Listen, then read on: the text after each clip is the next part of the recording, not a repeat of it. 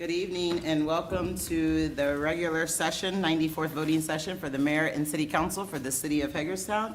This meeting is now called to order. And first we will have invocation given by Councilmember Schindler, followed by the Pledge of Allegiance. So please stand.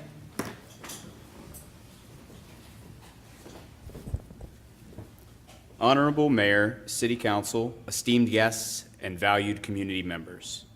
As we gather today in service to our beloved city, let us take a moment to acknowledge the collective strength and dedication of our community. We are reminded that the future we aspire to build is a shared endeavor, enriched by the involvement and contributions of each resident of Hagerstown. May our discussions and decisions be guided by the spirit of collaboration and community involvement. Let us embrace the insights and energies of our citizens, recognizing that through their active participation, we can truly invest in a brighter, more prosperous future for all. Let us be mindful of the impact of our choices have on future generations, ensuring that our actions today lay a strong foundation for the well-being and success of those who will come after us.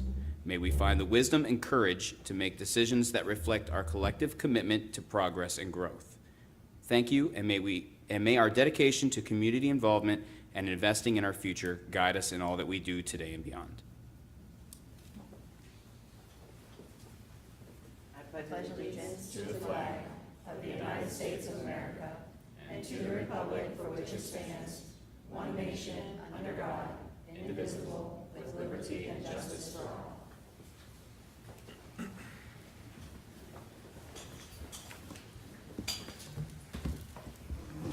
all. First up, we have some announcements. I love a full house.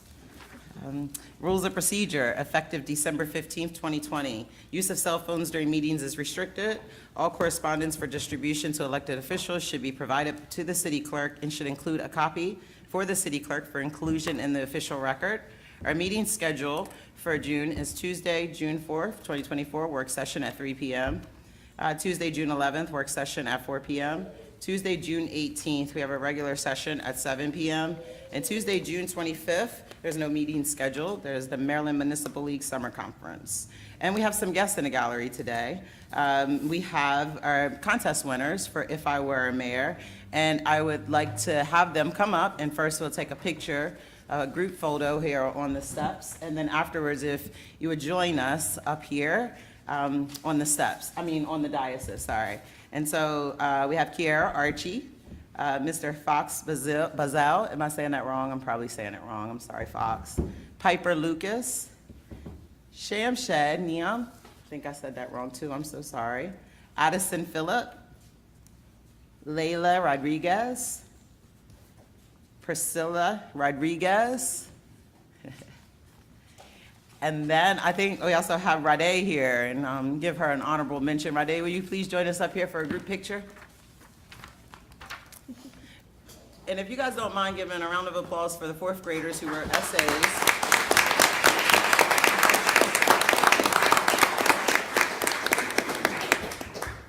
You want us up there? Yes, please. Oh, it's us too. Yes, please. Okay.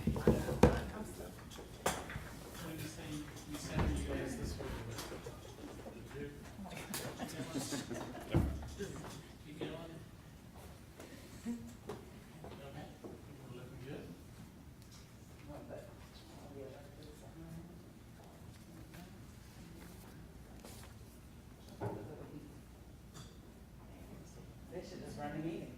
Okay,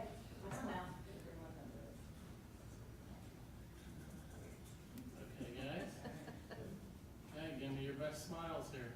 1, 2, 3. One more. 1, 2, 3. Okay? We're good?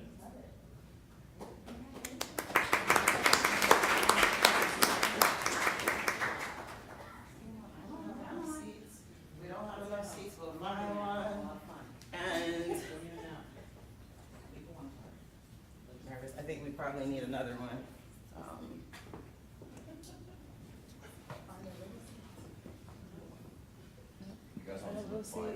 I'm gonna rotate you, and so everyone's gonna get a chance to sit here. So just find a seat right now and sit in it. Mayor even said, come. There you go. Oh my gosh. Oh, yeah, it's your stuff. Fox. No, we need one more. Over here.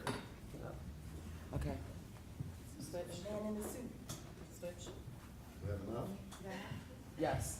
You wanna go? No, we need one more. Kiara. Kiara, you come sit on this side of me. We'll find you a chair.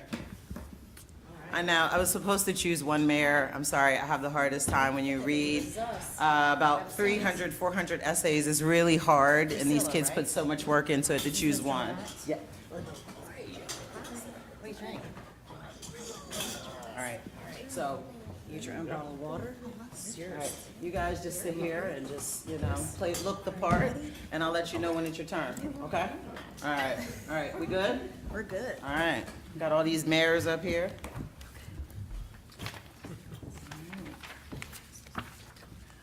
Yes. So we can follow along.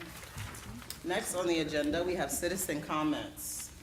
And so, citizens' comments, you have 5 minutes. And please step to the podium and state your name and address for the record. And that's what's,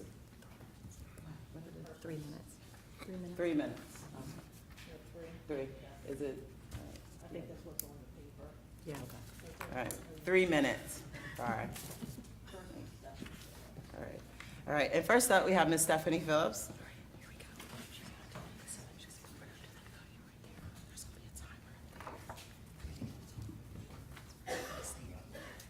Stephanie Phillips, Summit Avenue. Good evening, council members and all of the mayors. This is very exciting. I'm so glad I came. I'm here tonight to thank and honor all military members and their families, past and present, from every country worldwide for their service and sacrifice. No actuary could calculate how many lives total have been lost since the beginning of mankind in combat, not just war. Many service members join law enforcement or other rescue services after discharge and give their whole lives to civil service, serving and protecting. I went to the courthouse and the city police department over the holiday, and I read every name on the war memorial plaques and prayed. War has changed significantly over the past few centuries. 2 large armies facing off on foot or horseback is now fought economically, environmentally, and in cyberspace. Many believe current youth generation will not be better off than their parents, and that social programs are quite challenged. Some see hope being that preschool is now available nationwide, teaching equity and inclusion, and we now have the potential for the largest retired senior volunteer participation in history to support our local communities. I was watching your work session and I saw that you've invited groups of Berkeley County to come up and enjoy your ice skating facilities. I know we have swimmers that come up here and train at the Y, and I hope that Berkeley County will be able to reciprocate. We cannot have too many opportunities of recreation for all people. And I've been giving the parking some more thought. I'd like to humbly suggest you make a USMH satellite college campus a reality with real students here, offering complementary curriculum with HCC, trade schools, academics from Maryland University, and consider becoming a Tunnels to Towers Veterans Hub. We have a lot of national security interests in this area, could really be beneficial. Offering education for our veterans, many never realize their GI Bill. And I have some more thoughts on this, but I'm going to concede the rest of my time, being that we have a large group, and I want to thank all of the young people who participated in this project. We appreciate you, and we look forward to your service in the future. Thank you, Ms. Stephanie. Sorry. Next, Mr. Court Messersmith. How you doing, Court? Name and address for the record, and you have 3 minutes. Court Messersmith, 12827 Fountainhead Road, Hagerstown, Maryland. I have a packet for everybody to go over. Trying to be quick to get this done in 3 minutes, but this is about the parking, the proposed parking fees in downtown. I understand that it's an enterprise fund, and it needs to be self-sustaining.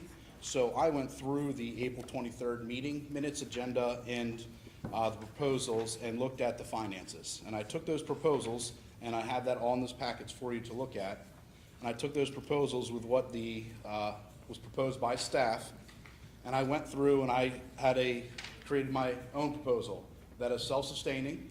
It covers the funds with only going from a $2 to a $3 flat fee after 4 p.m. And also on Saturday. It does go from $1 to $1.50 during the daytime, so a 50% increase, you'll notice.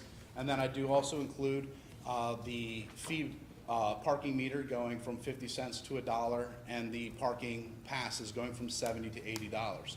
If you take all those in account, according to the proposed budget that's here, you can cover the fees of the enterprise fund without having to increase it to a $2 hourly rate, which if you do that on Saturday would go from $2 to up to $24.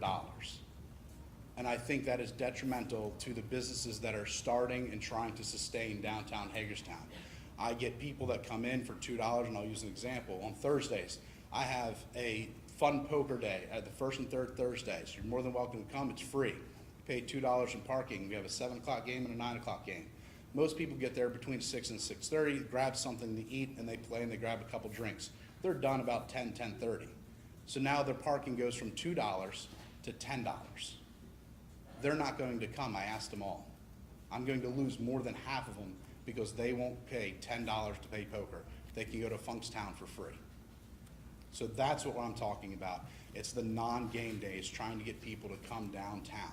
So please look over the data. I would love to show you all the illustrations. I took all the data from the city. There's ways to make it at the enterprise fund self-sustaining without these astronomical increases. Thank you. Thank you. And I'll leave this copy with the clerk because it didn't print enough, I'm sorry.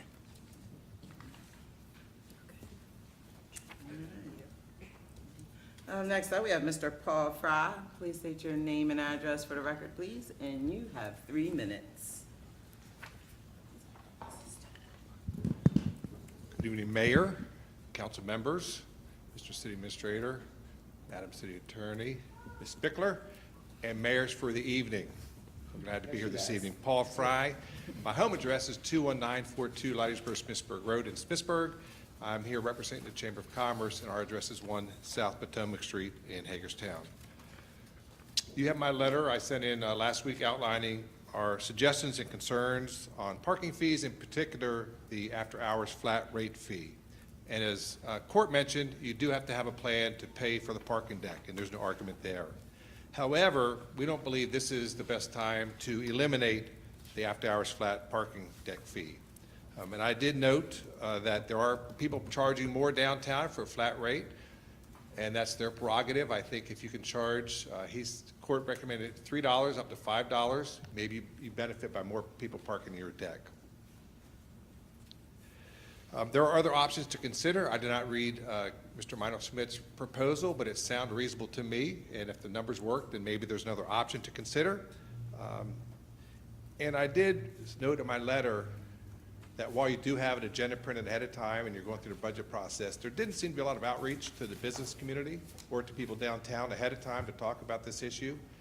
Just as late as 6 o'clock this evening, I was talking with someone. He asked me what I was doing this evening, and I told him I came here to talk about the flat parking rate fee. He had no idea about it, and he has a bank downtown. So I think there could have been more outreach, recognizing that you do have a printed agenda. So our request is that you retain an after-hours flat rate fee, whether it be $3, $5. We think that's reasonable. And the invocation in the spirit of collaboration, we hope you can take this input and maybe make some decisions differently on the flat rate parking fee. And thank you for your consideration. Thank you, Mr. Fry. Next up, we have Mr. Bill Kick. Mr. Kick, please state your name and address for the record, and you have 3 minutes. Thank you for coming.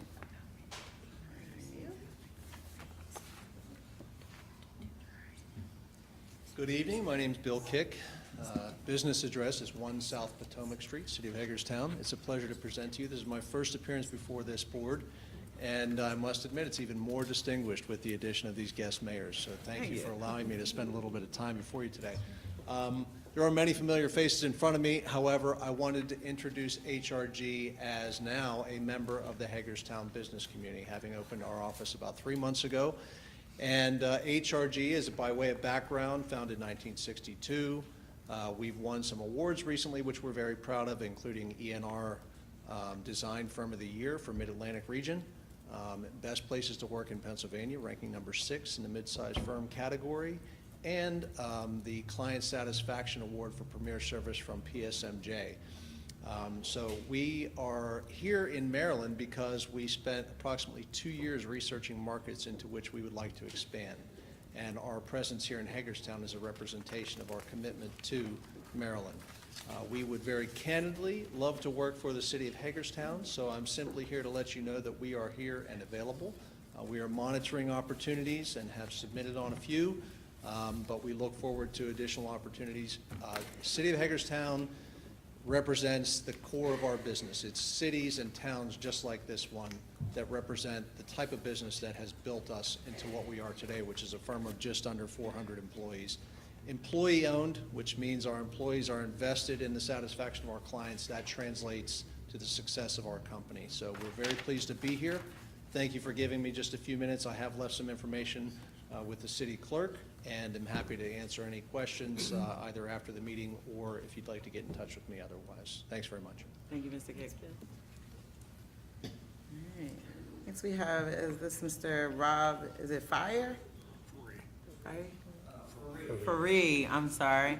Mr. Rob Faree. Name and address for the record, and you have 3 minutes. Rob Faree, my home is Faree. 16235 Schaefer Road in Sharpsburg, Maryland, but I'm here representing the Bowman Group and Don Bowman. I'm president of Bowman Development. I have responsibility for the development and leasing of the downtown projects. Also, I'm here representing Bowman Hospitality that used to own and operate 2 restaurants downtown and now unfortunately 1 restaurant downtown. And obviously, I'm here to ask for you to reconsider the flat fee, going from a flat fee to $2 an hour after 4 p.m. As everybody said, we understand the need to keep a enterprise fund solvent. And honestly, if you looked at our business downtown, it'd be a lot worse than your projections. But Don Bowman invests downtown for another reason. He's part of the revitalization, and he will continue to support that as part of his commitment to hometown, to his hometown. Yes, things are improving downtown. The trends are headed in the right direction, and a lot has to do with the efforts that you and your staff have made with creating and sponsoring events. They're greatly appreciated and they're effective. But it's way too soon to draw any conclusions. The new Meredith Park opening has been very positive. Our restaurant business was up slightly opening week, but again, 1 week does not make a fiscal year. The lower 4 p.m. parking fees were a measure to help get people, folks downtown. And at least from our perspective, we're not close to getting enough customers downtown. As much as Mr. Bowman is supportive of the downtown, he had to make a painful decision and close one of our restaurants because we just didn't have enough business. Nice when there's events, something in the theater, business is not bad. Other nights is another story. And you hear the same reasons you all hear, safety concerns, but parking's another one. And I know that's a lot of it's perception, but we have to deal with it. And remember, customers have choices. They can go out of town, they can park for free, they can walk into a chain restaurant. The same issue with our employees. Now, under this new proposal, for a night shift, they'll have to pay $10 or $12 to park. They could go work outside of town and not have to pay to park. A couple coming downtown for dinner and show is going to pay $8 to $10 versus $2. With full appreciation, we know why you have to increase the rates, but keep in mind, we need more feet on the streets downtown. And please take into account the effect of businesses downtown. They've taken a risk to locate downtown, and they're taxpayers too. Again, if you can't keep the rates at $2, if you feel an increase is needed, think of a fixed fee of $3 or $4 or even $5. The goal is to try to encourage people to come downtown. Let's see what happens this year to the level of business downtown, to your enterprise fund revenue models. We all want the same thing, more feet on the street, more successful businesses downtown. Thanks. Thanks Thank for a you. little overrun there. Yep, I mean, no problem. Thank you. I don't think it reset, so I think it ran out early. All right. And next up, we have, oh my goodness, I can barely read this, I'm sorry. It looks like Dieter. Peter Blossom. Dieter, Mr. Dieter. Please, your first and last name, I'm sorry. An address for the record, and you have 3 My minutes. name is Dieter Blösel, 58 South Potomac Street. I'm the owner of the I Schmankelstube. can't hear you. Can you speak in My name is Dieter Blösel, 58 South Potomac Street. I'm the owner of the Schmankelstube. And I'm here to voice my concern about the parking fee increase. What I do understand, like the people said before, that increase is maybe necessary. The parking deck needs to be funded, but it is, in my opinion, too aggressive, and the timing, what I'm very concerned about. Because we are in the infant stages of a vibrant downtown. The stadium is a great feature what we have, and it does bring changes, and has already brought changes, and is good for us.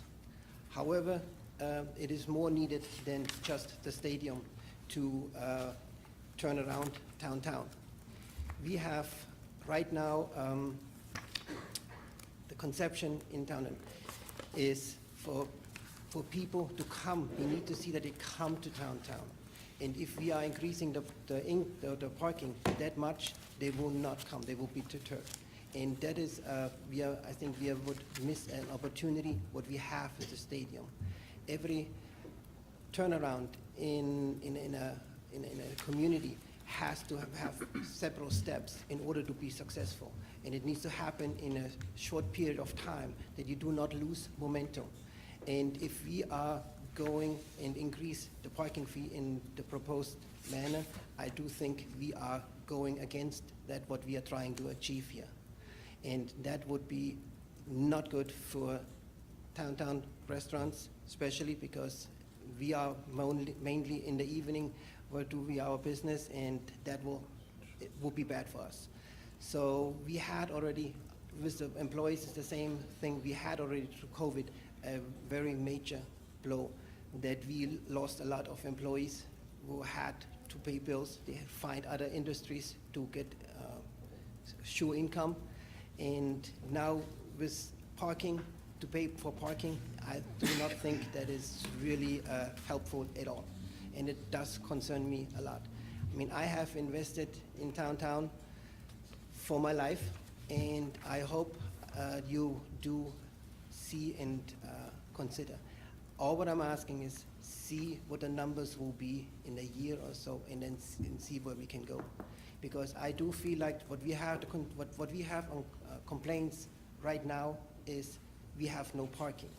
So that means we will have more people coming into downtown with parking. We have a higher number of people who need parking, and that will change the outlook what you have on the revenue coming in. So I think it's a short-term solution to have a higher fee than if you do a softer approach, and the long term is, I think, is a lot more rewarding than if you have the high fees. That's all what I would like to say for this evening. Thank you. Thank you. All right, that is all who has signed up. Was there any emails? I do want to mention that many of the people that sent in emails have also spoken, but I do want to mention that USMH, Jacob Ashby, the executive director, also expressed his concern for the parking rates, and you all have copies of these as well. Cape and Blade, Jay, sent an email that he has concerns about the parking rates. We heard from Mr. Meinelschmidt this evening. He also sent an email, and Mr. Faree also sent an email, and so did Mr. Fry. And those were the only ones that had been received. Thank you. Is there anyone else that would like to speak in the gallery? Thank you for everyone that has spoken. And next we have a public hearing. And first we have Land Management Code, LMC, text amendments, ZT-2024-01, Industrial District Bulk Regulations. And before you start, raise your right hand. Do you solemnly swear or affirm under the penalties of perjury that the response is given and statements made will be the whole truth and nothing but the truth? I do. And please state your name and address for the record. Stephen Bachmiller, Hagerstown City Zoning Administrator. The address is 1 East Franklin Street, Hagerstown. Good evening, Mayor, members of the City Council, and guests. This is a public hearing for zoning text amendment 2024-01. This is to adjust the industrial district bulk and parking regulations. We're having a public hearing this evening regarding proposed text amendments that would make adjustments to the warehouse parking and to building height and building setback requirements in the industrial zoning districts. These amendments are intended to bring the standards up to date and consistent with current industrial development practices. I want to enter into the record by reference the certificate of advertising in the newspapers. Also, the application as the planning staff has submitted for the record that is part of the review record for this evening. The proposed changes are as follows. Building height, we would increase the height in the IR zoning district from 60 feet to 100 feet. Increase the height in the IG zoning district from 100 to 150 feet. And increase the height in the IMU zoning district from 9 stories or 100 feet to 150 feet. The building setbacks would change in that it would increase front yard depth in the IMU zoning district from 35 to 50 feet to be consistent with the other 2 industrial zoning districts, and increase the side yard depth in the IMU district from 15 to 25 feet to be consistent with the other 2 industrial zoning districts. Also, there is a requirement in that buildings in the industrial zoning districts be set back an additional distance when the property is adjacent to residential zoning districts. We propose to limit this application of larger setbacks from residential districts to only industrial and warehouse buildings. Currently, all buildings that are in those districts, if they're adjacent to a residential zoning district, are subject to larger setbacks, excuse me, of 100 feet or 200 feet, depending on the circumstances. This would limit that to only buildings that are warehousing and industrial in nature. There's a number of types of uses that are permitted in the industrial zoning districts, such as office buildings, which requiring them to be a couple hundred feet from an adjacent residential zoning district doesn't make any sense. So this is loosening our regulations in order to just limit that additional setback for industrial and warehouse buildings. Would have to comply with that additional setback, but not for other uses. Regarding parking, it would create a new provision for warehouses and wholesale establishments that have large areas of fully automated and non-manned building areas. This is becoming the latest in warehousing development is with automation. There's entire sections of buildings that actually have nobody actually working in them. And if nobody's working in them, that seems impractical to require parking to be provided for employees that aren't working in that space. So this new requirement would be 1 space for each 1.2 employees on the largest shift. For all other warehouse and wholesale uses, the existing requirement of 1 space per 2,000 square feet of gross floor area will remain unchanged. In your packet and posted on the city's website in advance of this meeting is the actual proposal. This is proposal 2024-01. In coming weeks, you'll actually be getting our annual packet that we put forward that'll have about an additional 16 proposals that we're working on with the Planning Commission at this time. But we forwarded this one on due to inquiries regarding potential development within the city. So the the version that is online, the actual line version, the format is set up where if you see text in blue, that is strictly instructional. It explains what's going on. It's not actually part of the ordinance. If it's in black, it's the existing ordinance. If it's in black and has a line through it, that means it's something that's being removed. And if it's in red, that is additional new text. That's all I have. Doesn't look like anyone signed up for public No one comments. signed up for this one. Madam Mayor, yeah. Mr. Bachmiller, quick question about the parking. Yes. So generally speaking, when you have building design, you're designing the parking, the designer knows how big the building's going to be and backs into how many parking spaces there's needs Yes. to be. So while I compliment the staff in looking at alternatives for especially large, mostly or fully automated facilities, I guess my question is, how does the city intend to monitor and therefore enforce the parking requirements when, unlike a building, once it's built, that can't change without approval, staffing can moderate daily? So what do you anticipate that procedure being? If someone proposes to build such a facility where it's custom built for that use, there's going to be a site plan that is required for it that goes through our planning commission review process. That is what is the approved use of the property per the zoning ordinance and the land management code, unless changes or request amendments to that site plan are requested in the future. So if someone was to change that use without notifying our office for an additional review, they would actually be in violation of their site plan and of the land management code. So for example, if an employer wants to build such a facility, submits a site plan, and says, we're going to have 1,200 employees, the city would require 1,000 parking spaces. If I'm doing the math right.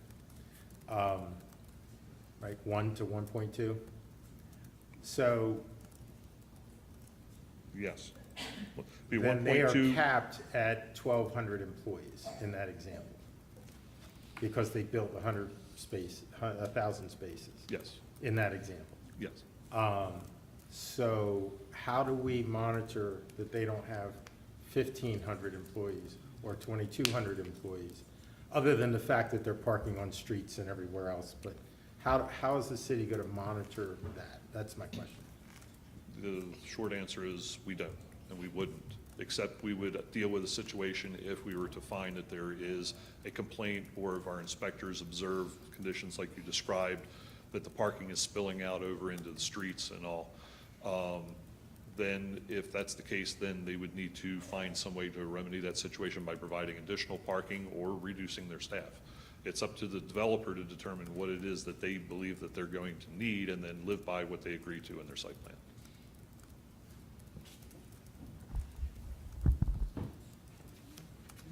All right. No one signed up to speak. Is there no emails? All right. The record stays open 10 days? 10 days. All right. Record will be open for 10 days. Thank you. Okay, thank you. All right. 2 more public hearings and then it's showtime. All right. Y'all still awake? Good. Everybody still awake? Y'all good? All right. Part of politics. She's doing great. Next, we have another public hearing, local conversion district overlay and landmark overlay at 132 Bethel Street, American Hall. It's exciting. Please raise your right hand. Do you solemnly swear or affirm under the penalties of perjury that the responses given and statements made will be the whole truth and nothing but the truth? I do. And then please state your name and address for the record. Joanna Wu, planner for PCAD, 1 East Franklin Street, Hagerstown, Maryland. I'll just be presenting for the local conversion district and landmark overlay ZM 2024-02.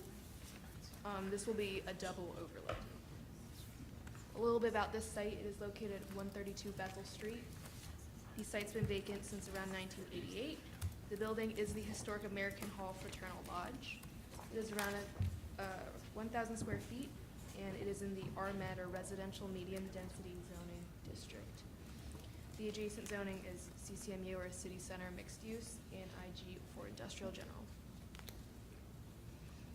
This is not the greatest picture, but on the right you can see the proposed work that will be done on, like in a drawing form.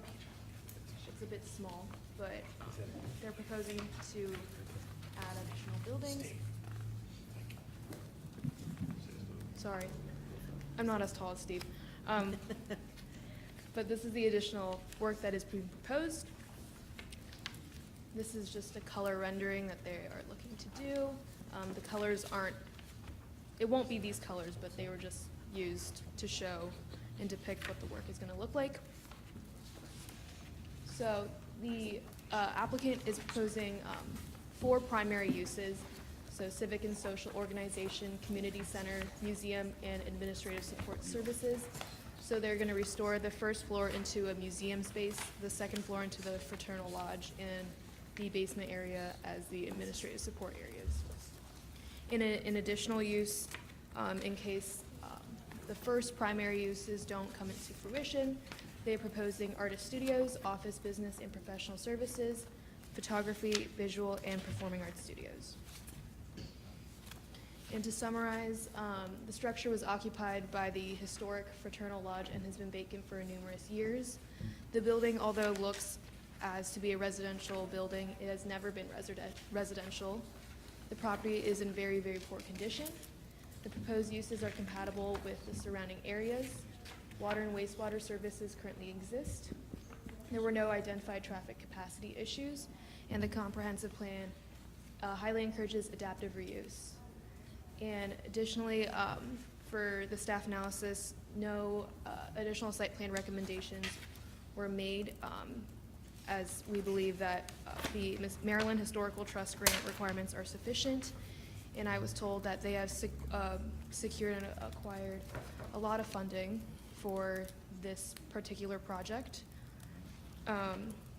Also, the Historic District Commission reviewed the application and recommended the landmark overlay to the Planning Commission, and the Planning Commission also reviewed the application and are making the recommendation to this body, the Mayor and Council.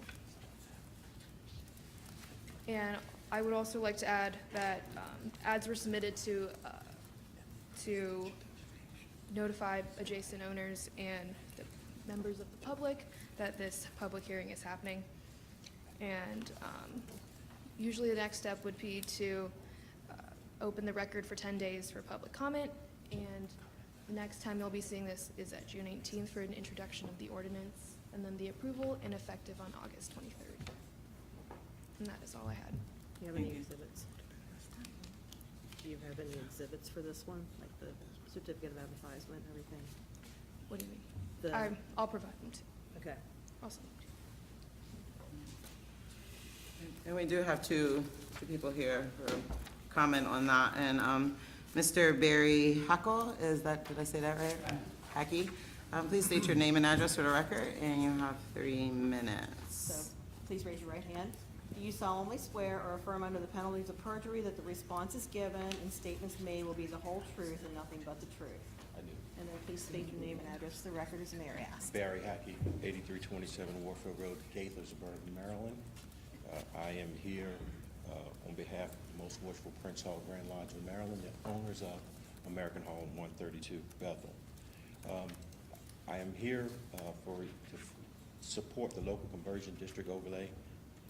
Thank you very much. And landmark overlay. As you know, the building has been unoccupied for several years, and it's in disrepair. It's in really poor shape.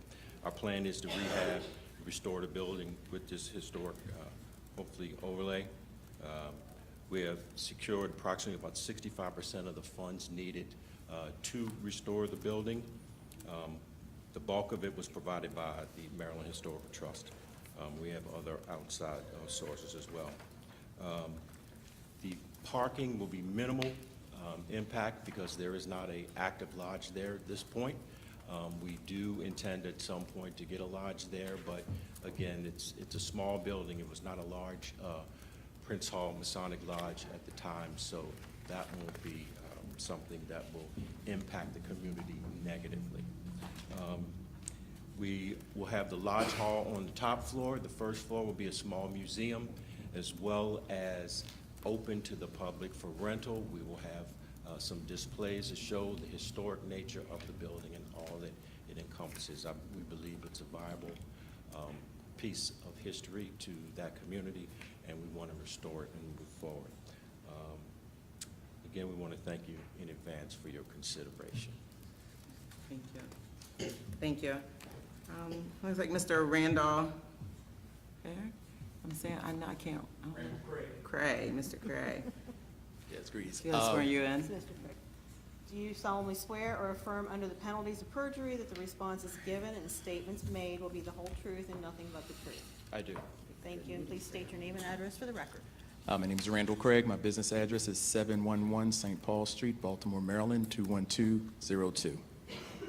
I'm here also to support the historic overlay for this property of 132 Bethel. The work that will be done is going to be a shining light in that area. When you walk down the street now, you can see the potential, and the pictures show the potential that could be. We like to restore it back to what it was and even better. Have substantial funding already committed. We have more that is coming, and we plan on, going to the well as often as we can. But right now, we are more than ready to get started and provide a very nice museum and a community location for Hagerstown. Thank you. Thank you. Thank you. Do you guys have any? I'd just like to thank Mr. Craig and the Deputy Grand Master to coming to Hagerstown. Thank you for being here today. And I want to say, I grew up at 128 West Bethel Street, and so that 132 is just a couple doors down from the house that I sat on the porch and played the violin, and I'm very familiar with that block, that building, and very, very excited. And thank you for making the ride to come to Hagerstown to represent and to stand and advocate for that building. Thank you so much. Yes. Mayor, I want to add one comment.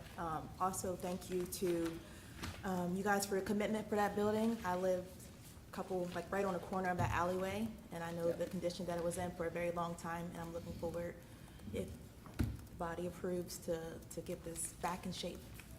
Thank you. All right. Anybody else? All right, well, the record will stay open for 10 days. Thank you. And final public hearing is local conversion district overlay at 401 Center Street. Let's move that first. And I've already provided the oath, so you don't need to do it again. Awesome. All right. This is the public hearing for the local conversion district overlay for 401 Center Street, or ZM 2024-01. So about this site, it is located at 401 Center Street at the corner of Burhans and Center Street. It is currently vacant and commonly known to have been occupied by various commercial uses. The building footprint is around 996 square feet, and it is in the R-Med zoning district. Here's some images. So before it was in the middle where no work has been done, and currently it looks like what's on the left and the right side. So the property owner is proposing the following commercial uses of banker credit union, catering kitchen, restaurant, dry cleaning and laundry services, hair, nail, and skin care, and retail and wholesale trade. So they'll be choosing one of the following. And to summarize the analysis, the structure was occupied by various commercial uses over time. The proposed uses are compatible with the surrounding area. Water and wastewater services currently exist, and there were no identified traffic capacity issues, and the comprehensive plan encourages adaptive reuse. And same as before, the record will stay open for 10 days, and the ordinance will be introduced on June 18th and approved on July 23rd and effective August 23rd. And that is all. No testimony, nobody signed up for this one. All right. Anyone that would like to speak for this one? All right, the record will stay. Madam Mayor, quick question. Ms. Wu, you mentioned in your comment that they will choose one of the following. Mhm. Does that mean that will be the use of the facility from that point on, or they can revert to any of these other uses at any given time? They can revert to it any other given time. Okay, So, thank you. okay, thank you.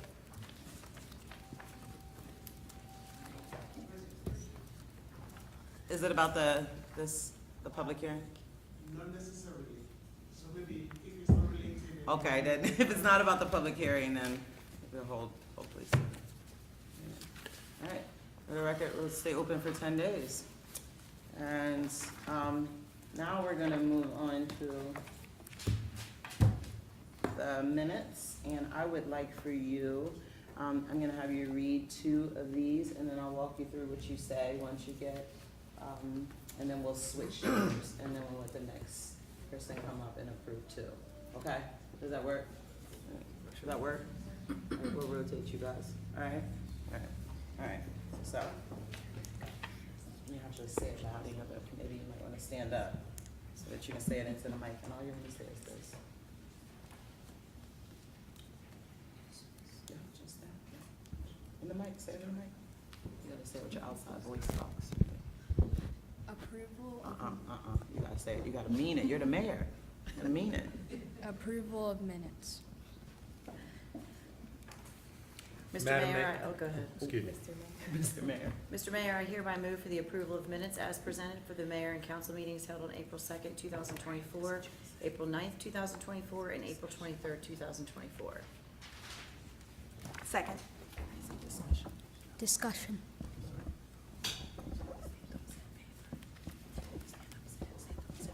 Those in favor? Aye. Introduce each one, with the name up on the screen. Yes, sorry.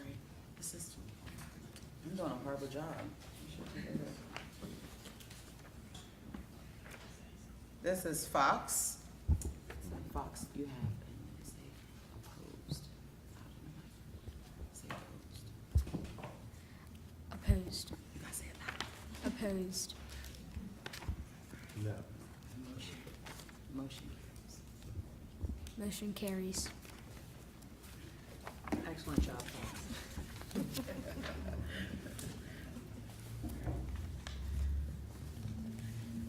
You good? You ready? So.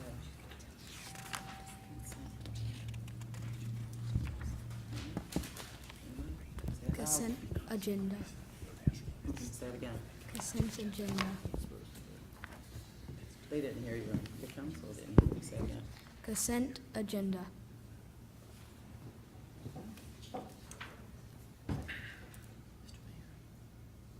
Mr. Mayor, I hereby move that all the consent agenda be approved as presented.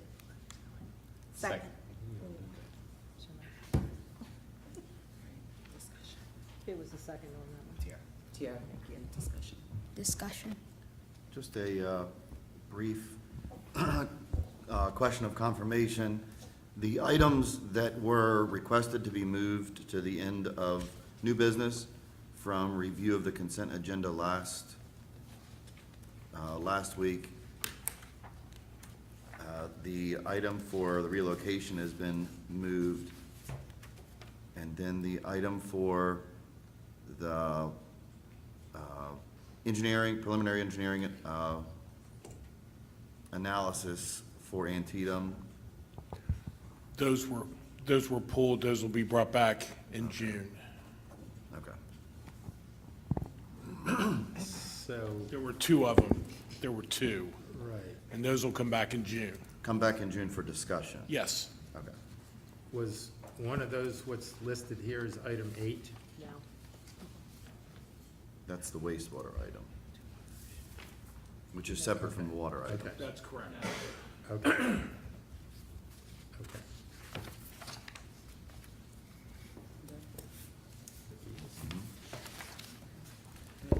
So those in favor?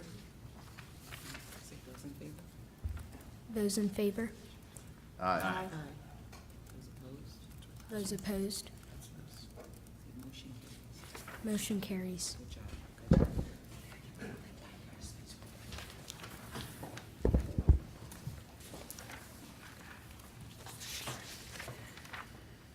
All right, we have Madam Piper Lucas is our mayor now.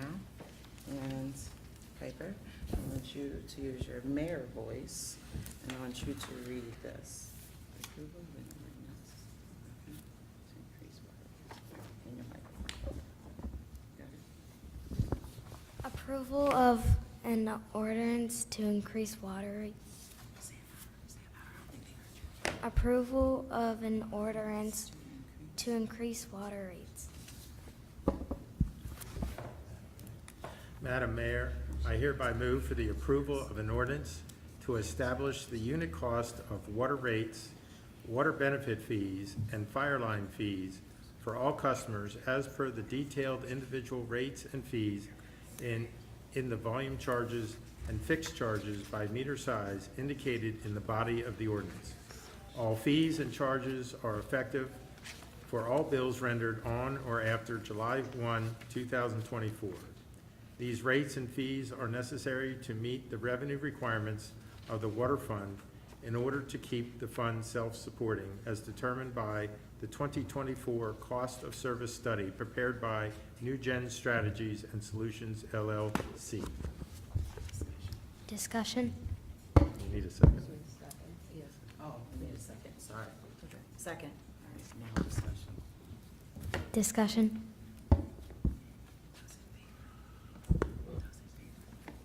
Those in favor? Aye. Those opposed? Motion carries.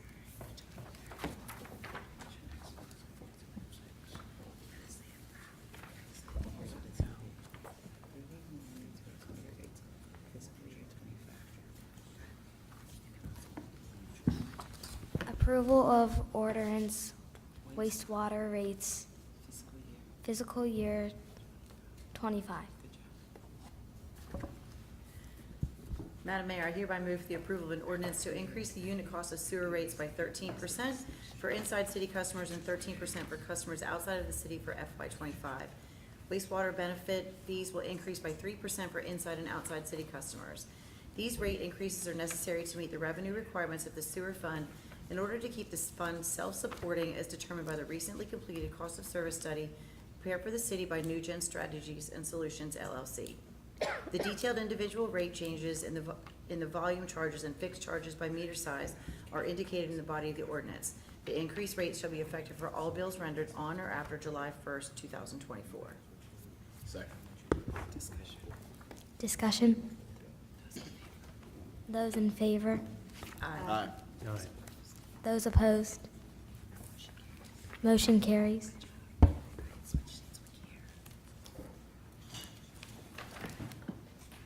We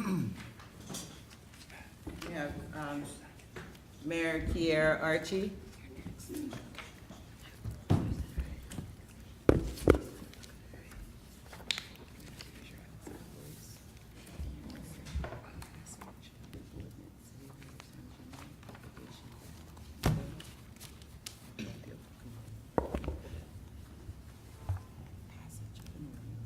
Passage of an ordinance, City of Hagerstown, general obligation debt. Madam Mayor, we move for the passage of an ordinance authorizing the City of Hagerstown to sell and issue from time to time, upon its full faith and credit, in one or more series, 1A, general obligation bonds, and B, general obligation bond anticipation notes, bands, each in an original aggregate principal amount not to exceed $15.95 million, and 2, general obligation refunding bonds in an original aggregate principal amount not to exceed 130% of the aggregate principal amount of any bonds being refunded. Proceeds of any such issued bonds, bands, or refunding bonds will be issued to finance, reimburse, or refinance costs as defined in the ordinance with respect to a project generally referred to as General Fund Hagerstown Fieldhouse, the project. Any series of such general obligation bonds, bands, or refunding bonds may be issued as a single obligation in drawdown form and/or as an installment obligation. The ordinance provides that before issuance of any such authorized general obligation bonds, bands, or refunding bonds, the council must determine or provide for details of the issue by resolution.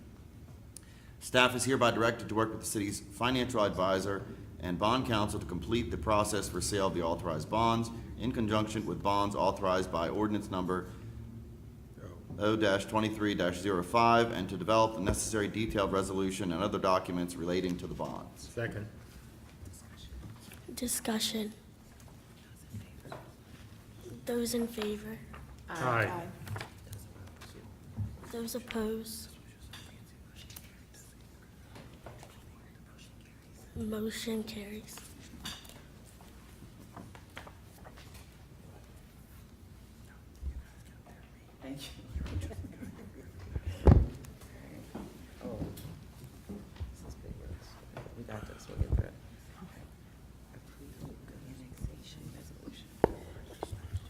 Approve of annex revolution.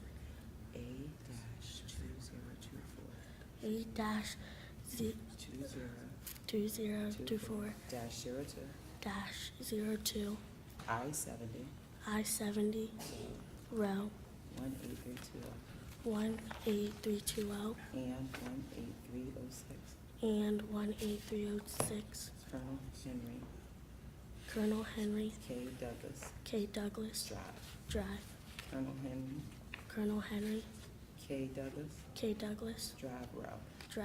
Good job. Madam Mayor, hereby move that the mayor and council approve an annexation resolution for annexation case number A-2024-02. The portion of the property to be annexed is approximately 40.27 acres in size and is intended to be added to and made part of adjacent municipal lands with CR zoning.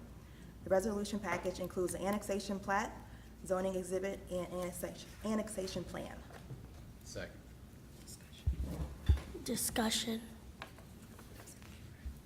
Those in favor? Aye. Those opposed? Motion carries.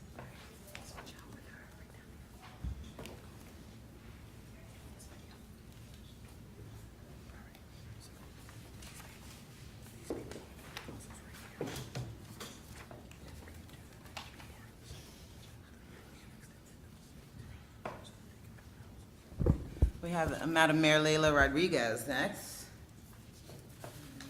All right, Mayor, you ready?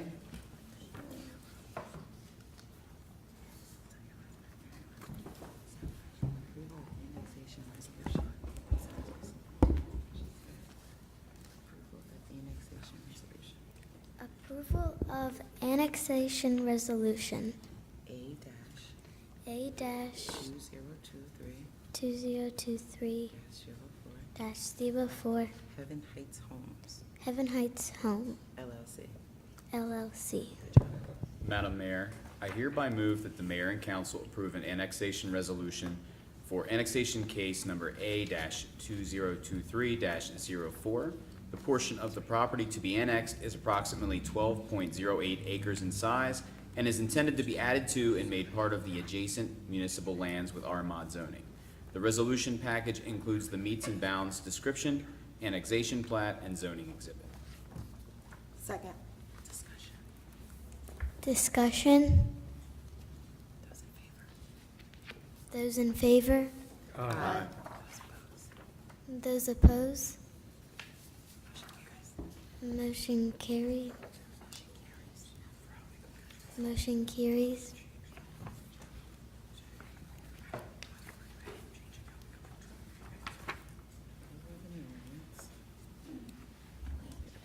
Introduction of an ordinance. Introduction of an Ordinance. Mhm. ordinance. Good job. Amending the city code, Amending the city code, chapter 117, chapter 117, recycling and reuse recycling and refuse collection. Madam Mayor, I hereby move to introduce an ordinance to amend the City Code, Chapter 117, Recycling and Refuse Collection, to specify the containers mandated for storage and collection of recycling and refuse of users of the city's recycling and refuse program, and to make other revisions related to thereto. Second.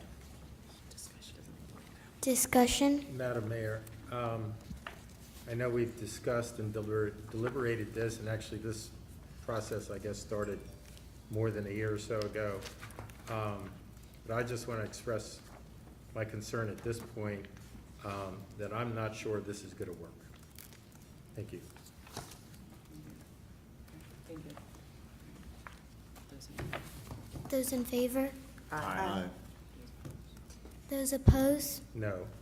Motion carries. Motion carries.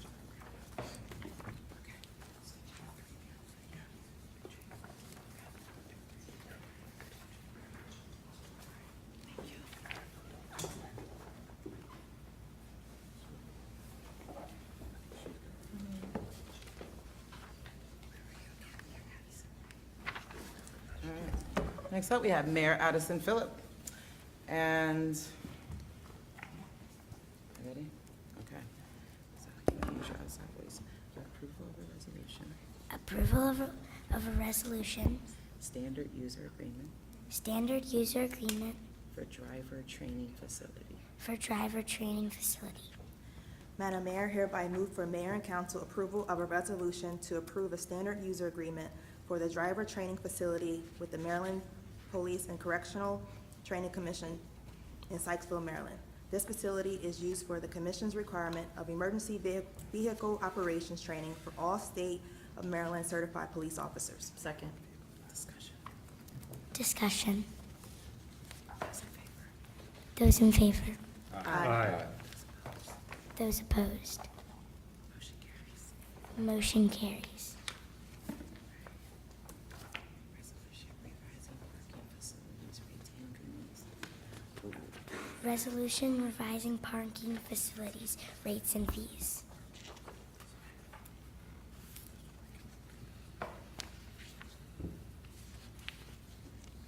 Madam Mayor, I hereby move for mayor and council to approve the resolution approving the revised schedule of parking facility rates and fees effective July 1st, 2024 per the schedule. Second. Discussion? Madam Aye. Mayor. You go first. Go ahead. Oh, you were supposed to say discussion, I'm sorry. It's parking fees, I got nervous. Madam Mayor, a couple of things. First of all, I just wanted to thank those that came and spoke tonight. Clearly, there's a passion for supporting Hagerstown, downtown Hagerstown. And I just want to make sure everyone understands that this council deliberated this issue in no less than 3 different times, in addition to tonight's meeting. So there was lots of opportunity for input over the past couple of months. And I think it was Dieter that mentioned, so I'll kind of borrow his phrase, that I believe, at least for my personal opinion, that the council will remain open to this. We will continue to monitor the rates, monitor the usage. We get a usage report every week, and determine going forward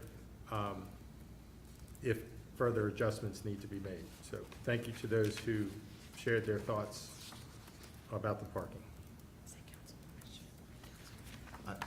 And then, I have a couple of comments. I also have a question. Just for clarification, when we received the memo with the proposed rates that we deliberated on, that memo from staff was fairly clear. We just built our third parking deck. That third parking deck cost us $12.5 million, including construction, land acquisition, et cetera. The parking fund is a self-supporting fund, and the memo from staff, as it rightly states, staff originally proposed higher rates than what we even considered, and that's to minimize the loss over the next 10 years. So there is no, great revenue. This isn't some profitable thing. We're minimizing the loss that we expect to incur as we pay down this $12.5 million debt. So that's on the deck, and now there's 3 decks downtown. And unlike surface parking spaces, which cost $1,000 to $2,000 per space to construct, a parking deck space costs $17,000 to $25,000 to construct. So there is an exponentially higher level of debt that we incur. And the city clearly has a number of surface parking lots downtown. The proposed rate changes at $2 per hour,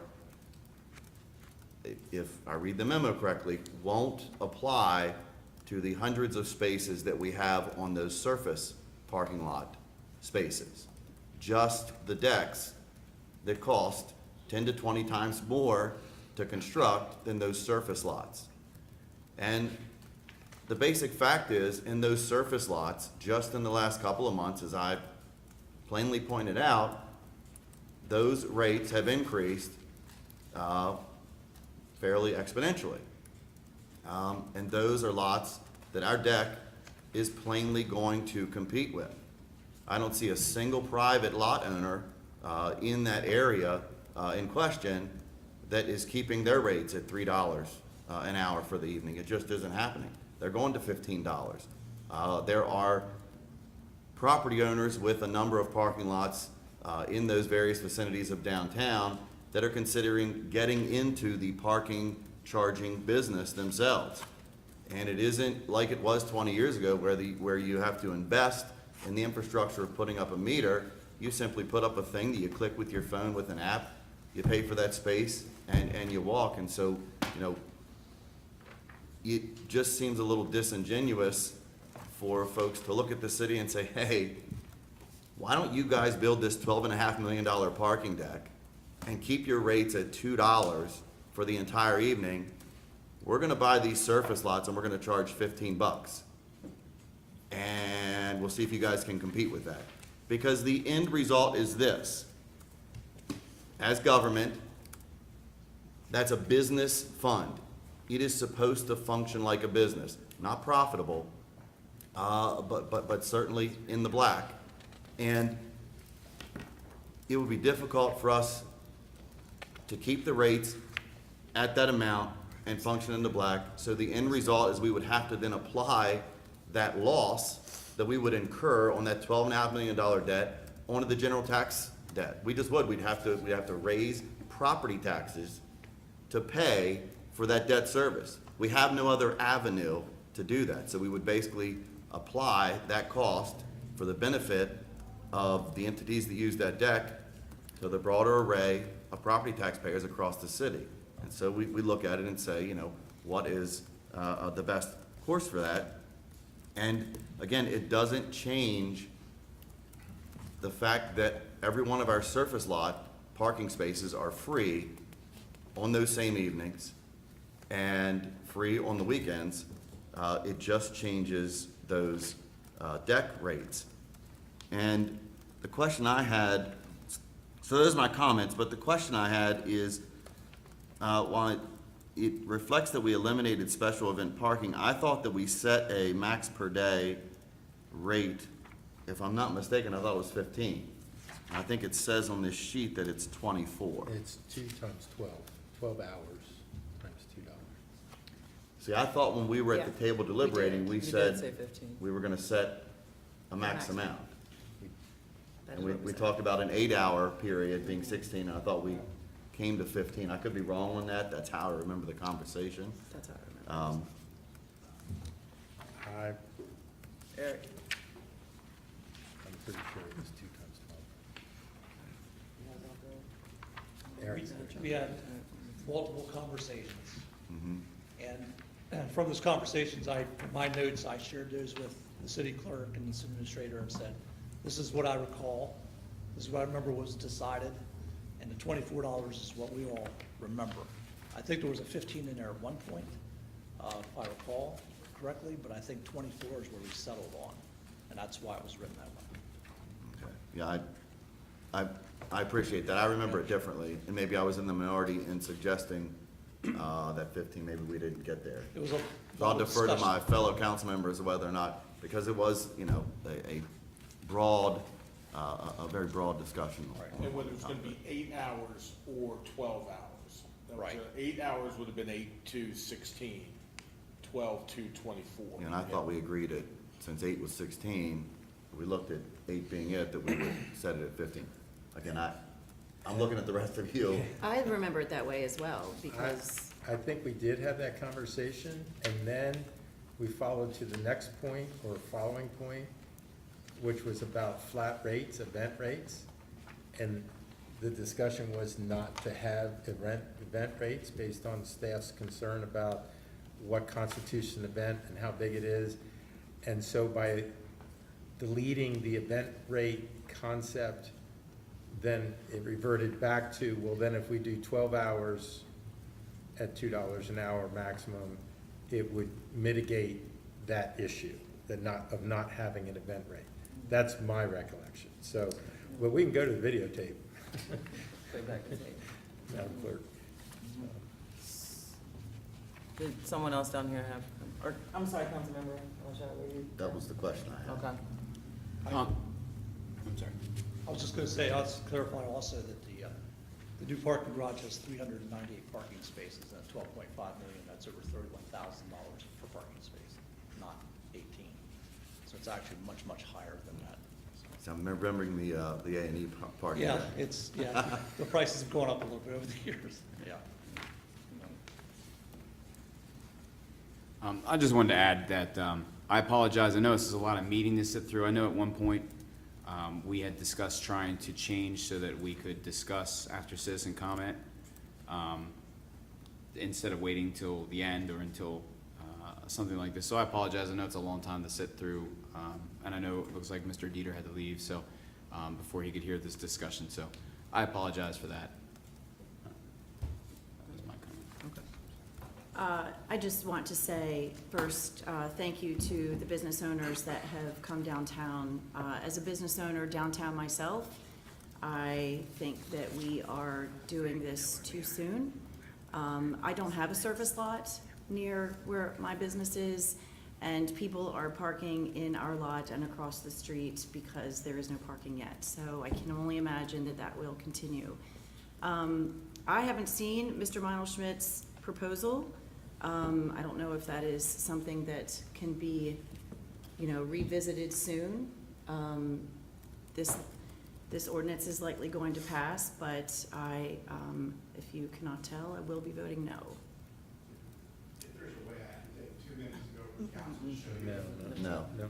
Thank you, though. So- Madam Mayor? Oh, go ahead. Go ahead. You can come to the piece about the. No, thank you. increase. Go ahead. No, I just wanted to add that, thank everyone that came up to speak about public comments and presented their emails to us. And for me, particularly with the parking decks, I do feel like there's still some uncertainty, and I feel like we should have another discussion with the parking decks, and that specifically. Parking decks in general, have another conversation. So I just want to reiterate this fact. We didn't step into a meeting Sorry, yeah. several weeks ago with this illusion that's being put forth that we suddenly decided we're going to raise parking deck rates. We invested $12.5 million in building a third parking deck, which we have to pay the debt service on through the use of those facilities.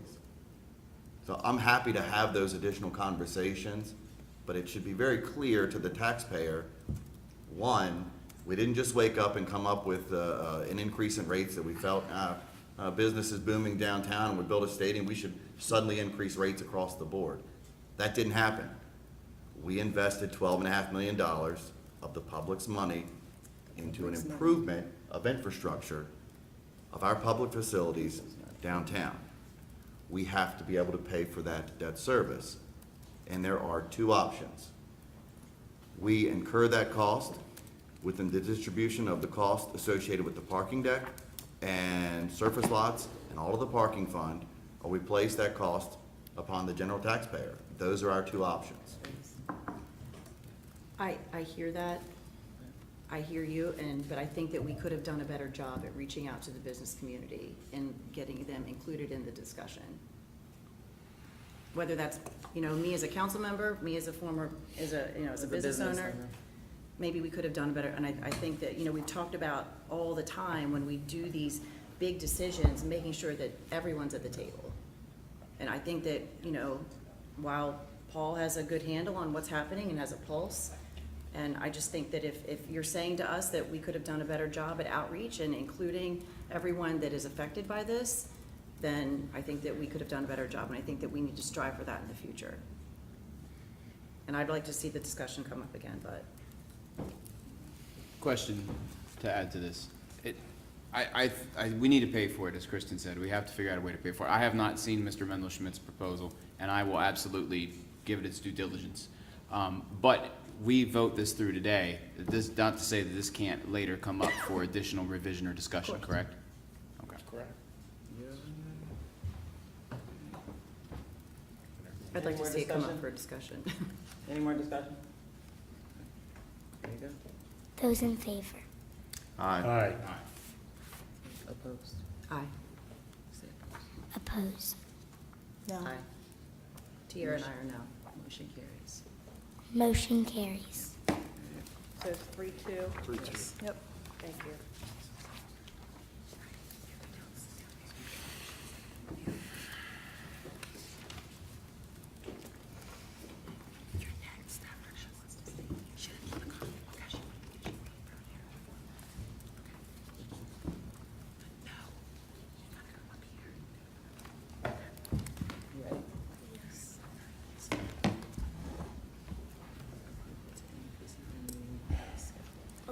to increase non-union pay scale.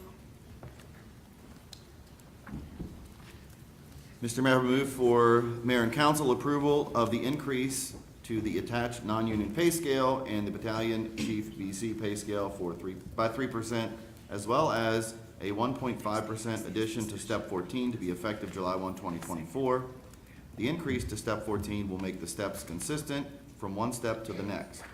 The BC pay scale is different because of the number of hours worked by the BCs. This excludes the non-union police pay scale, which is approved separately. The cost of the step increases for non-union employees was included in the FY25 budget submission. Second. Discussion.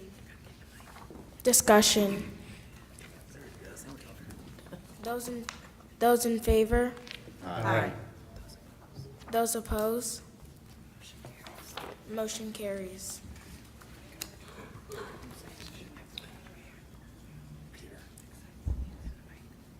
Approval of non-union sworn pay scale effective July 1st, 2024. Mr. Mayor, I hereby move for approval of the attached modified pay scale as of July 1st, 2024 for regular, full-time, sworn, non-union HPD employees. Second. There's Discuss- there's another piece to the motion. Yeah, do I read that, Donna? Italicized at the last part. If it talks about the budget part of it. The italicized part at the bottom, read that. Okay, can I read it again? Yeah, go ahead. Okay. I hereby move for approval of the attached modified pay scale as of July 1st, 2024 for regular, full-time, sworn, non-union HPD employees. The cost of the step increase for non-union sworn officers was included in the FY25 budget submission. Second. Discussion. Those in favor? Aye. Those opposed? Motion carries.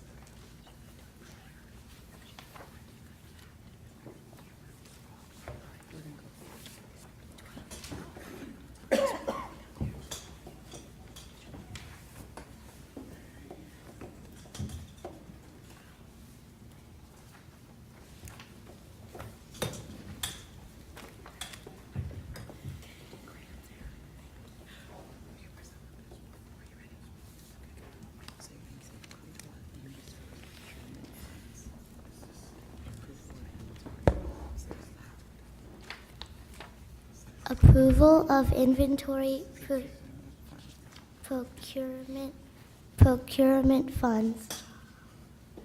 Madam Mayor, I hereby move for approval of Light Division inventory procurement funds with an accumulated value of $500,000 through fiscal year 2025, following the process described in the attached memorandum. Second. Discussion. Those in favor? Aye. Aye. Aye. Those opposed?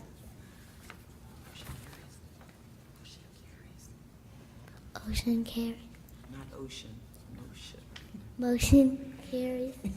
Good job.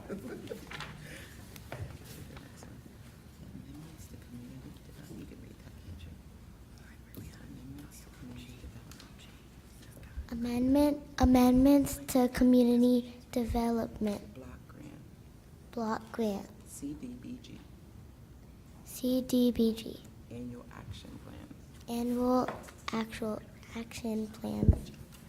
Madam Mayor, I hereby move for the mayor and city council to amend the fiscal year 2015, 2016, 2017, 2019, 2020, 2021, 2022, 2023, and 2024 Community Development Block Grant Annual Action Plans in order to reconcile budget utilization. The public notice showing details of CDBG amendments is attached. Second. Discussion. Those in favor? Aye. Those opposed? Motion carries.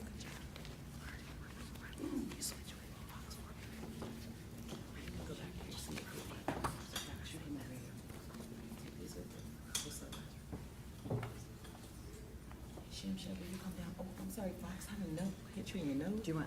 Yeah, you come Oh, down here. keep and on then going. go back to We're there. gonna switch again. You did great. Priscilla, you did so great. All right. Gosh.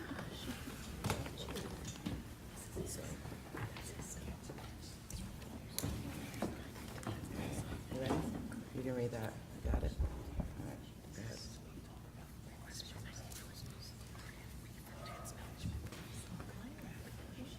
Request for proposals, RFP, the Grants Management Portable.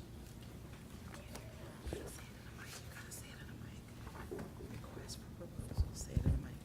Request for proposal, RFP, RFP, grants and management portal. Grants Management Portal. Mr. Mayor, I hereby move the mayor and council to authorize staff to post the attached request for proposals for a vendor software partner for a grants management portal. The goal is to replace the department's current manual process with a more efficient online process.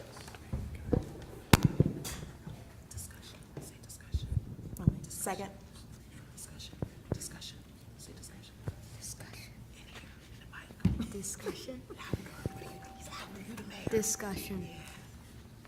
Right, those in favor, come on. Those in favor? Aye. Opposed? Motion carries. Motion carries. I'm gonna switch over to here and I'm gonna come back to you. Ooh, you got this?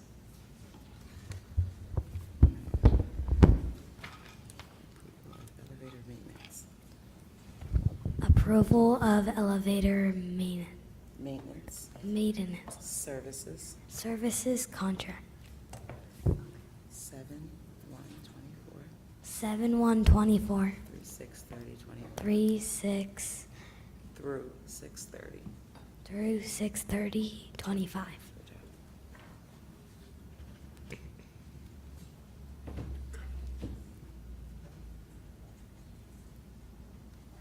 Kristen. No? You want me to go? Yeah. You're the chart guy. He's always the chart guy. What? You're always the guy that reads the charts. Okay. You're the elevator.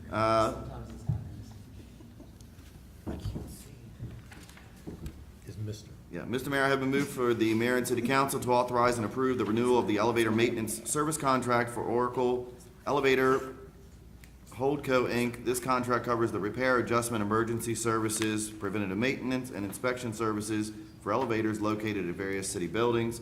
Contract term is from July 1, 2024 through June 30, 2025. This is year 3 of 4 optional 1-year renewals. Total contract annual amount is $21,300. With the departmental breakdown below, there will be additional elevators added to the contract once construction is completed.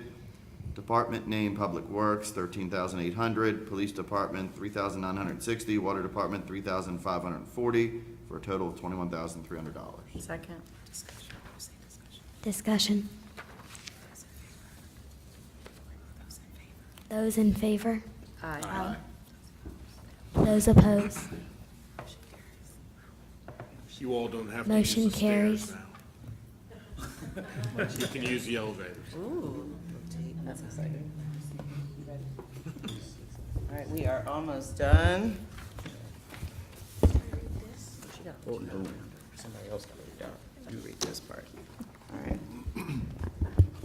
Approval of HVAC service and maintenance agreement contract 7/1/24 through 6/30/25. Mr. Mayor, I hereby move for the mayor and council to authorize and approve the renewal of the HVA service and maintenance agreement contract with MS Johnson Company Incorporated. This contract covers the city of Hagerstown's air infiltration systems and HVAC, heating, ventilation, air conditioning, preventive maintenance with hourly repair services as needed. The contract term is July 1, 2024 through June 30, 2025. This is year 2 of a 3-year optional 1-year renewals. There will be additional units added to this contract when current construction projects are completed. MS Johnson Incorporated's fiscal year annual amount is $39,996 with a departmental breakdown as follows. Fire Department, $1,690. Light Department, $2,060. Parks Department, $9,590. Public Works, $11,946. Water Department, $5,070. Wastewater Department, $9,640. Grand total, $39,996. Labor rates for all other services as needed for all facilities. Regular working hours routine HVAC mechanic, $100 per hour. Regular working hours routine helper, $65 per hour. Evenings, weekends, and holidays emergency HVAC mechanic, $150 per hour. Evenings, weekends, and holidays emergency helper, $98 per hour. Repair, parts, and material markup, 50%. Second. Discussion. Those in favor? Aye. Those opposed? Motion carries.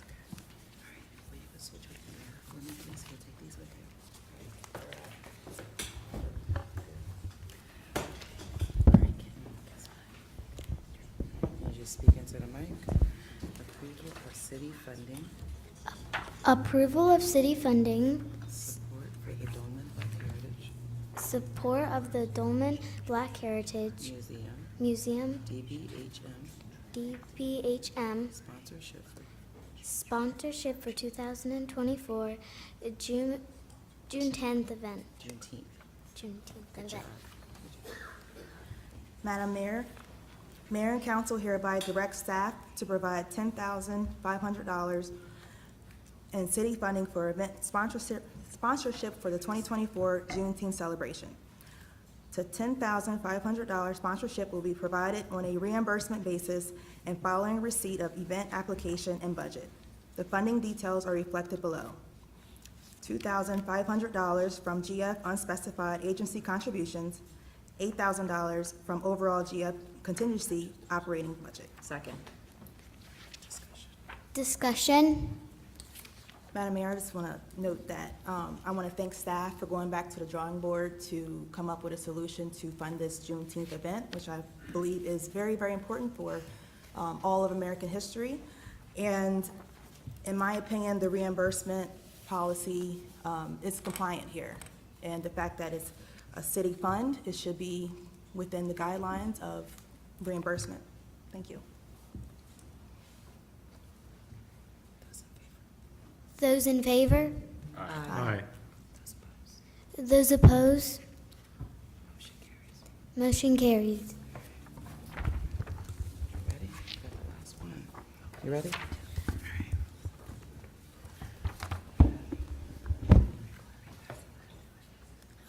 Approval of a change order to purchase order for relocation of the cultural trail. Madam Mayor, I hereby move to approve a change order to the purchase order with Henson & Son Incorporated for relocation of the cultural trail along West Baltimore Street, which is required due to construction of Meredith Park. The increase is $69,373.07. This cost is to be reimbursed to the City of Hagerstown by the Maryland Stadium Authority. Second. Discussion. Yeah, I have a question. I was a member of council that asked this to be placed at the end for separate vote. The total of the amount being proposed, is there additional work yet to be completed at the crosswalk location, which this would include reimbursement for? No, this amount covers all of the work that is needed on the south side of Baltimore Street. So work that's done as well as work yet to be completed? That's right. Okay, so what's there now is not a complete solution or application of what is proposed to be there to improve the safety of that crossing? I think that what's there now is the rapid flashing beacons were reinstalled, and the street was just repaved. We had it overlaid last week, I believe. I was out of town, but it was overlaid, and they installed new high-visibility crosswalk markings there. So I don't know that there is anything else at this time that we see as additional work, but I had previously committed to the council, based on concerns that were raised, that we're going to continue to monitor that crosswalk location and the beacons. And if it turns out that there is a more suitable location for that, we will certainly work to go to that in the future. So is what has been applied at that location, is that what, there's no further action construction-wise that's going to be applied at that location from this point forward? I think the only thing that, I drove through yesterday, and the only thing that was not installed were the in-street paddle beacons on either, or paddle signs on either side of the crosswalk. I don't know that they have been reinstalled, but once they go in, at this point, that would be the extent of what we're planning to do there, unless conditions warrant that we do something additional. So we've already exhausted this $69,000 worth of work. In other words, we've got bills to pay. We do. And there'll be no, at least from what's been completed there, there'll be no bringing it back to council for additional deliberation on the application of what's there and what's the safest solution to be there. Well, I think certainly if, through our observations, if we see that it is not working as we intended, or we feel that it's not providing the level of safety that we thought it would, then I think we definitely will come back to council with whatever plans we can come up with to improve the situation and make it better. But at this point, standing here this evening, I don't necessarily anticipate that, but we will certainly do that if conditions warrant. So I think I used this one example because I drove by there this evening to take a look at it. Because based on the picture that I sent, it looked like what was originally proposed had been installed. So in other words, aside from the indication from council, we wanted to have additional conversation about it, what was originally planned got put in. And when I drove through, and there is activity there this evening, and it seemed like a lot of folks were walking up toward the entrance at the corner of Summit. But I use this very plain example, which seems a little late now, because now what I thought was going to be a temporary application is now a final application. You have a angular crosswalk there. And the flashing components aren't installed yet, as you've indicated, but the signage is all there. But the crosswalk application is, it's not painted, it's thermoplast, right? Just one idea, it seemed odd to me that given the width of the thermoplast and the angle and the necessity to ensure as safe a possible crosswalk and as slow a traffic as possible, especially since it appears there's use now of the sidewalk for parking, which we did not envision and we do not condone, that we would have given consideration to raise that crosswalk area, much like you see at Marty Snook Park, with some type of physical traffic slowing device before we would have put the final application. I guess that's the type of conversation that I was hoping to have before we completed the final expense on what MSA wanted. Yeah. So. No, I mean, I think that's something that, again, certainly I think we're open to revisiting that.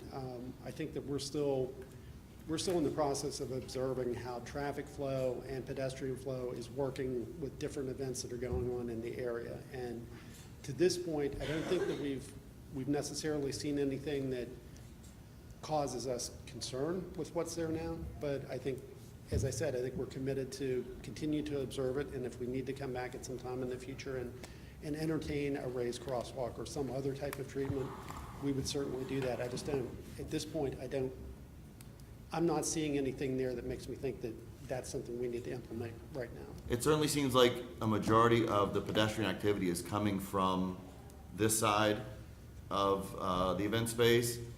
I think that it warrants revisiting if the Housing Authority, as they've indicated, does get into the business of, having public parking in those lots which are on that other side. Yeah, no, I would agree. I think that would definitely add another component to Yeah. what we have to consider at that point. And there are also several other issues, engineering-wise, especially on the Baltimore Street side, that Jim wasn't here last week, but Bill and Austin observed that are going to be addressed with the boxcars, the parking that you alluded to being one of those. So for the activity that was occurring this evening and patrons were starting to arrive, there was a police officer that appeared to be directing traffic, or at least serving almost in a crossing guard fashion up at the intersection of Baltimore and Summit. Is that something new? Is that something we're going to have to regularly expect? That is temporary. That will be temporary. That was done out of necessity, given the fact that we were not aware, and really I don't think anybody was aware, that that was going to be used as an entrance gate. That was only going to be used as an exit gate. Right. They changed their minds on that, so we accommodated temporarily until they can figure out That's what I the said. I plan will saw a be. lot more people coming through that intersection this evening Right. rather than using the crosswalk. So it seems That's like, correct. you know what I mean? It seems like the issue has moved to the top of the hill. That and was- There's something that has to be addressed there. That was changed after that first soft opening homestand they had. If I could add to that, I mean, I think you mentioned that right now you don't have cause for concern. Let me give you a cause for concern.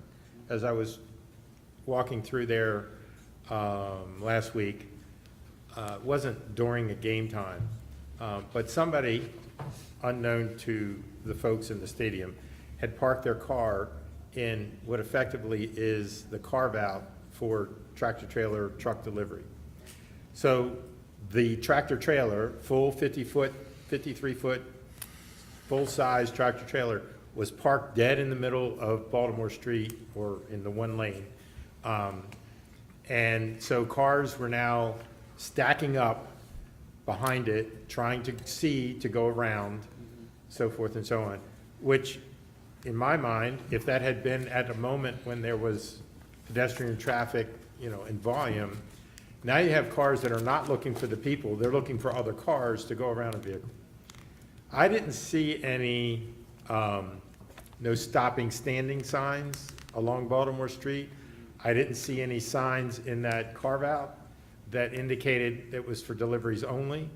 I did see a poorly designed, in my opinion, overhead door entrance that was not big enough for a truck to back into. So even if they wanted to back into the building to unload, they couldn't. That's not our problem. Our problem is to keep those trucks off the street. And I'd like to see that signage. I'd like to see specific signage of what that parking space, I don't know who that was.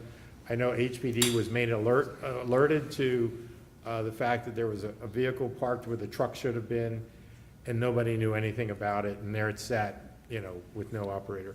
So these things start to add up, the things that Councilman Alshire mentioned as well. I'm also very concerned about that street and how they're just determining that they're gonna use that street as they like, and that's Part of this. not That's part appropriate. of it. Thank you. That'll be included. Thank you.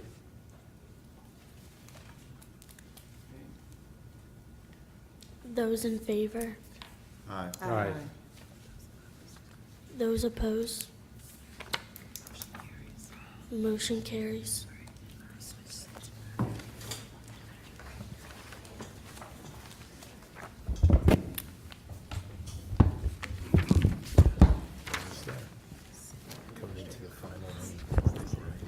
City administrator comments. Thank you, Madam Mayor. Just want to give a shout out to the community engagement staff, Brittany Arizmendi and Leah Howard. That's not her married. She just got married. I can't remember what her married name is now. Huh? Brandon. Leah Brandon. For a great Friday night concert, Decades concert with Groovalicious. The University Plaza was packed. The restaurants were packed, and it was a very nice evening to be downtown. I had friends up from Frederick that absolutely loved it, and they will be back for the Reagan years next month, so shout out to them. Public Works also did a great job with the park, and HPD that were in attendance. So that's it for me. Thank you. Great job, kids, by the way. This is mayor and council comments. Mayor and council comments. Mayor and council's comments. We're going to start with you, Councilmember Asher. Okay. I don't know if I'm gonna say this right, but I'm gonna try it. As some of you folks out there know, some of the parents in the room, I'm a parent myself, I'm sure what's up here, or I have 5 kids, and I have 2 that happen to be 4th graders, twin boys, that are the product of what we, I think, probably don't remember as clearly now as we did 2 years ago, the COVID era of learning from the house. And, I can remember coming home and, having twin boys, 2 in the same room, trying to learn from the same teacher on 2 different devices in a virtual manner. It seemed to be at times sort of reconstructing the Monty Python skits with their Power Ranger swords or Ace Ventura, Pet Detective, to one another with talking and just thinking, my God, how can these teachers do this? How can the rest of the parents do these things? And so I think that while my boys definitely struggled to learn the basics that you're supposed to be in class and learning at that time, reading and writing and things like that, and it clearly shows now, they learned patience. And you can see that up here this evening with all the kids that were completely patient during an extended period of very adult stuff that we had to do. And I think that's a testament to you, kids, to the teachers, certainly to the parents and my sister, who would not forgive me if I didn't mention the caregivers as well, that we sent all of our kids to, and said, please, deal with this for the next 8 hours, a couple of days a week. And so I just want to say thanks for bringing them, for raising them, and for making them the good little citizens that they are. Deserves an applause. Councilmember Brady. Thank you, Madam Mayor. Lots of things going on in Hagerstown, and I've had the opportunity to be part of that, so I'm going to kind of give an update from the last regular session. April 24th, I attended a community meeting in the North End. Also on that day, a book signing at the Arts Council right in downtown Hagerstown. April 26th, attended the Workers' Memorial Day service in honor of all city workers, including those in ASME, IBEW, and IAFF. Also on the 26th, attended Thunder in the Square and the 60s Night Decade Music Series. That was a lot of fun. April 27th, volunteered for the Hospice Radiothon, and they raised a good bit of money. Proud of them. April 30th, attended the Hagerstown Main Street Business Owners Meeting. May 4th, attended the Meritus Park Opening Day in downtown Hagerstown. And I want to pause there and say that I received so many positive accolades, not only about the stadium and all that's going on, but about the work that Lieutenant Mark Renner and his folks were doing. It's almost like Lieutenant took ownership of that place, and he really, that really showed. On May 7th, attended the Clara Barton Memorial Dedication. On the 8th, attended the Horizon Goodwill Power of Work Awards. On the 9th, attended an event with Governor Moore here in Hagerstown. On the 10th, toured the Washington County Public Safety Center with the governor. And where there were also several Hagerstown Police Department cadets that are they're just completing their training. Also on the 10th, attended the Con Air ribbon cutting, so not exactly in the city, but maybe someday. On the 13th, attended the grand opening of the Uptograph, which is fantastic luxury apartments in downtown Hagerstown. On the 14th, attended the Hagerstown Police Department wreath laying ceremony during Police Week, and then I voted on Election Day.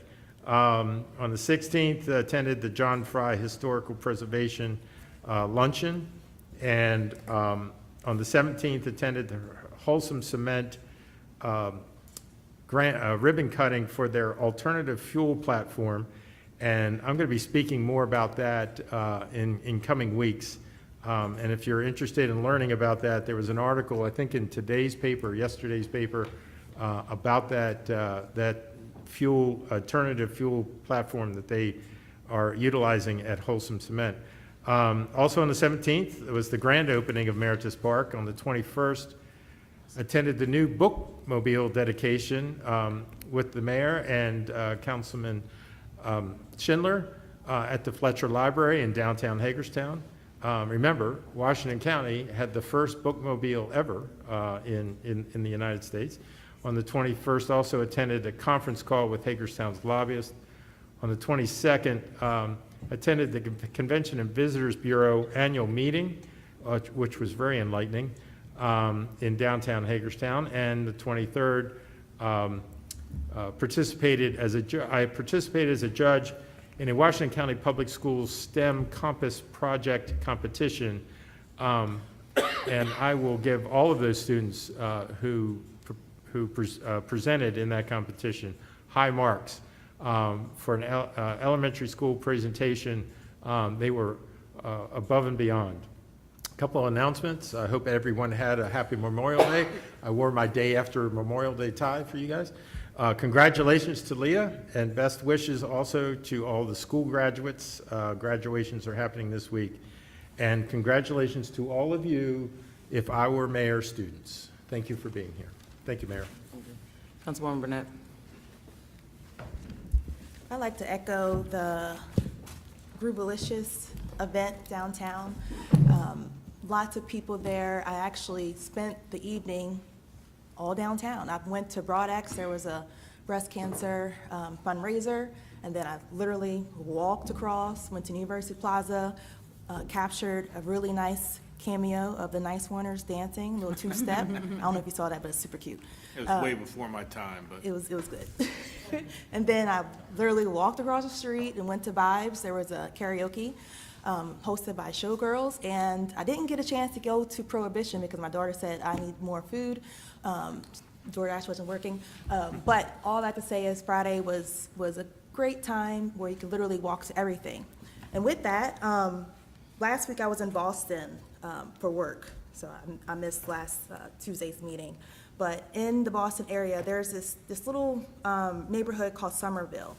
And I know many of us, when we go out of town, we still have Hagerstown in the back of our mind. So I'm taking pictures of hotels, I'm taking pictures of the parks, and asking people, you know, how did this come about? And it was a very cute area.